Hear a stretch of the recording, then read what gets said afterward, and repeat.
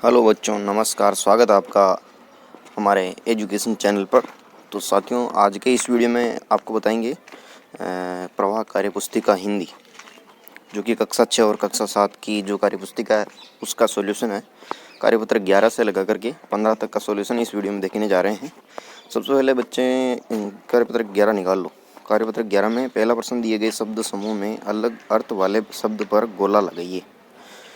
जैसे दिन, वार, रात, दिवस। बाकी सारे दिन के नाम है, रात एक अलग चीज़ है, रात पर गोला लगाया है। आग, अनल, अग्नि, मशाल। तो मशाल एक अलग चीज़ है, तो इस पर आपको गोला लगाना है। दोस्त, बंधु, दुश्मन, साथी। तो इसमें दुश्मन पर गोला लगाना है। नेत्र, नयन, पलक, आँख। बाकी सारे आँख के पर्यायवाची नाम है। पलक एक अलग चीज़ है, पलक पर गोला लगाना है। पवन, वायु, हवा, तूफान। तो तूफान अलग चीज़ है, तूफान पर आपको गोला लगाना है। दूसरा प्रश्न, दिए गए शब्दों के 3-3 अर्थ लिखिए, यानी पर्यायवाची। जैसे घर का ग्रह, घर, आलय, निवास। तो धरा का धरती, भू, भूमि। खग का, खग बोलते पक्षी को, पक्षी, विहग, पंछी। बादल का, मेघ, नीरद, जलद। पानी का, जल, नीर, तोय। इसी प्रकार प्रश्न नंबर 3 पर चलते हैं। दिए गए शब्द युग्म की सहायता से वाक्यों को पूरा कीजिए। बगीचे में, जैसे कि बगीचे में तरह तरह की फूल खिले थे, तो इसमें शहर में ऊंची ऊंची इमारतें हैं, तो यहाँ ऊंची ऊंची लिखना है। बछड़ा गाय के पीछे पीछे चलने लगा, तो यहाँ पीछे पीछे लिखना है। तुम्हारी कक्षा सुबह सुबह लगेगी, तो यहाँ पर आपको सुबह सुबह लिखना है। नेहा लोरी सुनते सुनते सो गई, तो यहाँ सुनते सुनते लिखना है। प्रश्न नंबर 4, सही विकल्प द्वारा रिक्त स्थान भरें और वाक्यों को पूरा कीजिए। जैसे सूरज की किरणें हमारे स्वास्थ्य के लिए लाभदायक होती है, तो किरणें पर आपको टिक लगाना है। महात्मा गांधी सत्य, अहिंसा और शांति के पुजारी थे, तो महात्मा गांधी पर टिक लगाना है। देश के वीर अपने देश की आन बान शान के लिए बलिदान दे देते हैं, तो आन बान शान पर टिक लगाना आपको। गंगा, यमुना भारत की पवित्र नदियां हैं, तो नदियां पर आपको टिक लगाना है। इस प्रकार चलते हैं अगले कार्यपत्रक 12 पर। कार्यपत्रक 12 का जो पहला प्रश्न दे रखा है, दी गई वर्ग पहली में से शब्द छांट कर लिखिए।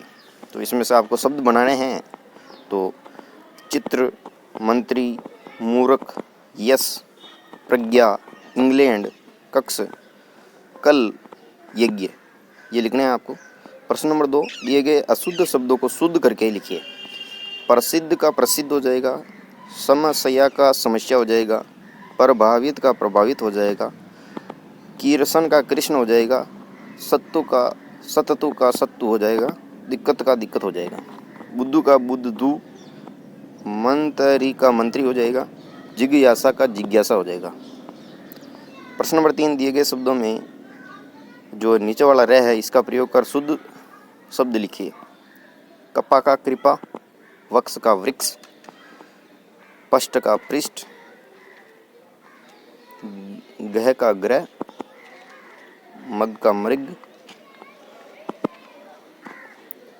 कपाण का कृपाण, गणा का गृणा, अमृत का अमृत, बगु का भृगु, कसी का कृषि, दृढ़ का दृढ़, कृतज्ञ का कृतज्ञ, ये लिखना है आपको।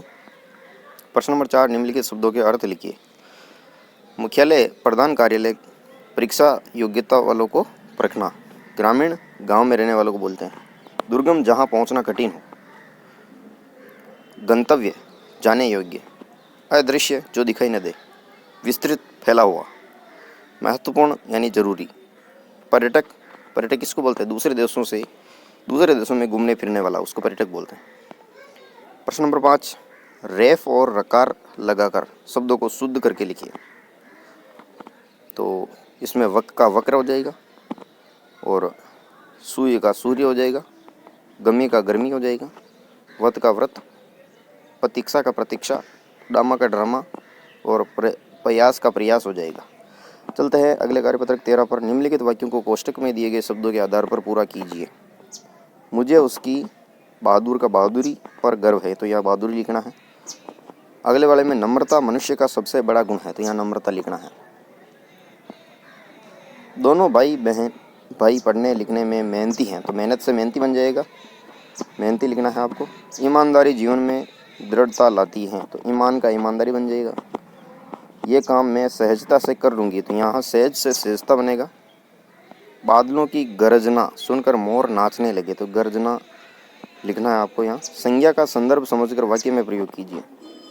कमल तालाब में उगता है, तो यहाँ कमल लिखना है। गंगा नदी हिमालय से निकलती है, तो हिमालय लिखना है।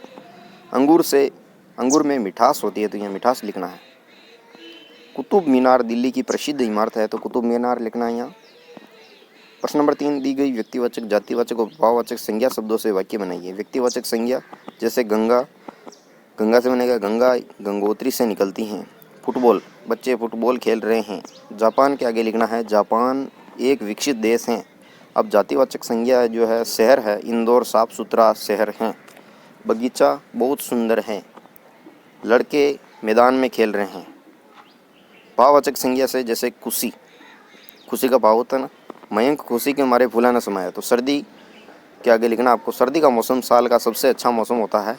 बचपन के आगे लिखना उसका बचपन बहुत ही कठिनाइयों में बीता। चलते हैं अगले कार्यपत्रक 14 पर दिए गए वाक्यों को सही क्रम में लिखिए। रानी जाति से बस बाड़मेर हैं, इसको आपको व्यवस्थित करना। रानी बस से जो है बाड़मेर जाती हैं। रेलगाड़ी सुहाना का सफ़र होता है, तो इसका उत्तर लिखना आपको, रेलगाड़ी का सफ़र सुहाना होता है।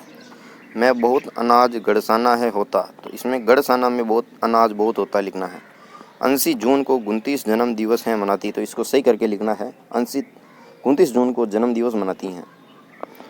प्रश्न नंबर 2, नीचे दिए गए वाक्यों में स्थिति समझकर उसके बाद होने वाली संभावित घटना से मिलान कीजिए। पुष्पा स्वच्छता को अपनाती हैं, तो वह स्वस्थ रहती हैं से मिलाना है। ताराचंद विद्यालय बहुत कम आता है, वह अनुत्तीर्ण हो जाएगा से मिलाना है। ममता अपनी बच्ची को घर पर भी पढ़ाती हैं, तो इसको मिलाना है, वह पढ़ने में होशियार हैं। राजा प्रजा को बिना वजह दंडित करता है, तो लिखना है जनता तख्ता पलट कर देगी। चैत्र महीना चल रहा है, तो इसको वैशाख महीना आने वाला है, इससे मिलाना है। अनूप के पैर में चोट लग गई, इसको मिलाना अस्पताल जाना जरूरी है, अगर चोट लगेगी तो अस्पताल ही जाना पड़ेगा। प्रश्न नंबर 3, दिए गए वाक्यों को पढ़कर क्रमबद्ध लिखिए। वह अध्यापकों का सम्मान करता है।